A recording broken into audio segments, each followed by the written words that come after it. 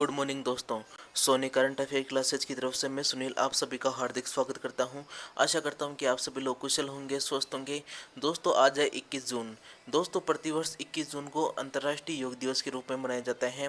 तो सबसे पहले आप सभी को अंतर्राष्ट्रीय योग दिवस की बहुत बहुत शुभकामनाएं। और साथ ही आप सभी से कहना चाहता हूँ कि योग को अपने जीवन का एक अभिन्न हिस्सा बनाएं ताकि जीवन भर रोगों से मुक्त रह सकूँ। चलिए दोस्तों शुरू करते हैं आज की क्लास का पहला सवाल। दोस्तों अंतर्राष्ट्रीय योगा दिवस 2021 के लिए थीम क्या रखी गई है? तो दोस्तों इस वर्ष यानी 2021 के अंतर्राष्ट्रीय योग दिवस की थीम रखी गई है योगा फॉर वेलनेस। दोस्तों ये 7वां अंतर्राष्ट्रीय योगा दिवस मनाया जाएगा। चलिए दोस्तों बढ़ते अपने अगले सवाल। दोस्तों अब देखते हैं आज का दूसरा सवाल। दोस्तों हाल ही में भारत ने पर्यावरण क्षेत्र में सहयोग के लिए किस देश के साथ समझौता ज्ञापन पर हस्ताक्षर किए हैं? तो दोस्तों ये है भूटान, जिसके साथ हाल ही में भारत ने पर्यावरण क्षेत्र में सहयोग के लिए एक समझौता ज्ञापन पर हस्ताक्षर किए हैं। चलिए दोस्तों बढ़ते हैं अपने अगले सवाल की तरफ। दोस्तों बढ़ते हैं आज के तीसरे सवाल की तरफ। दोस्तों हाल ही में आम चुनाव 2019 पर आधारित मानचित्रावली किसने जारी की है? तो दोस्तों ये मानचित्रावली जारी की गई है भारत के निर्वाचन आयोग के द्वारा। दोस्तों ये मानचित्रावली हमें चुनाव से जुड़े रोचक तथ्यों व कानूनी प्रावधानों के बारे में बताती है। चलिए दोस्तों बढ़ते हैं अपने अगले सवाल की तरफ। दोस्तों अब बढ़ते हैं आज के चौथे सवाल की तरफ। दोस्तों वर्ष 2021 के लिए विश्व शरणार्थी दिवस यानी वर्ल्ड रिफ्यूजी डे की थीम क्या रखी गई है? तो दोस्तों इस वर्ष यानी 2021 के लिए विश्व शरणार्थी दिवस की थीम रखी गई है together we heal learn and shine. दोस्तों प्रतिवर्ष 20 जून को विश्व शरणार्थी दिवस के रूप में मनाया जाता है। चलिए दोस्तों अब बढ़ते हैं अपने अगले सवाल की तरफ। दोस्तों अब देखते हैं आज का पांचवा सवाल। दोस्तों हाल ही में विश्व के 100 शहरों पर किए गए अध्ययन के अनुसार सबसे तनावपूर्ण शहर कौन सा बताया गया है?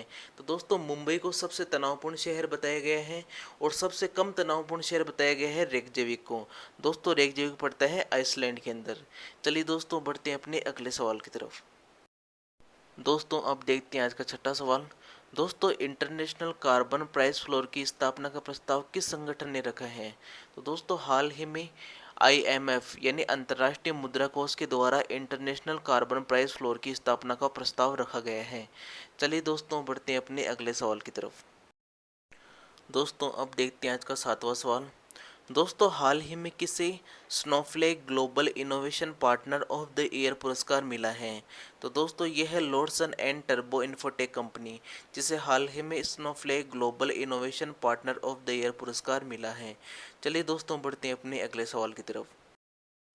दोस्तों अब देखते हैं आज का आठवां सवाल। दोस्तों हाल ही में राष्ट्रपति रामनाथ कोविंद के द्वारा वर्ष 2020 के लिए डिजिटल शासन में उत्कृष्टता के लिए प्लेटिनम पुरस्कार से किसे सम्मानित किया गया है?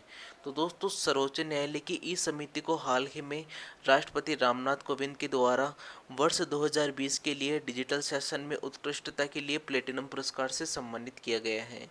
चलिए दोस्तों बढ़ते हैं अपने अगले सवाल की तरफ। दोस्तों अब देखते हैं आज का नवा सवाल। दोस्तों ICMED 13485 प्लस योजना का संबंध किससे है? तो दोस्तों इस योजना का संबंध है चिकित्सा उपकरणों से। दोस्तों इस योजना का मुख्य उद्देश्य चिकित्सा उपकरणों की गुणवत्ता, सुरक्षा और प्रभावकारिता का सत्यापन करना है। दोस्तों ये योजना भारतीय गुणवत्ता परिषद व association of Indian manufacturers of medical devices के द्वारा शुरू की गई है।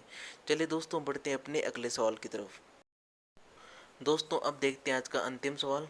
दोस्तों कोवी संदेश ऐप किस राज्य ने शुरू किया है? तो दोस्तों मध्य प्रदेश के द्वारा कोवी संदेश ऐप शुरू किया गया है। दोस्तों कोवी संदेश ऐप शुरू करने का मुख्य उद्देश्य राज्य के लोगों को कोरोना के बारे में जागरूक करना तथा इससे होने वाले दुष्प्रभावों के बारे में बताना है। चलिए दोस्तों इसी अंतिम प्रश्न के साथ आपसे विदा लेता हूँ। आशा करता हूँ कि आपको आज की क्लास अच्छी लगेगी। दोस्तों इस क्लास के संबंध में अपने विचार कमेंट बॉक्स में ज़रूर लिखिए। वीडियो को ज़्यादा से ज़्यादा लाइक कीजिए, शेयर कीजिए, सब्सक्राइब कीजिए। मिलते हैं अगली क्लास के साथ। तब तक के लिए राम राम।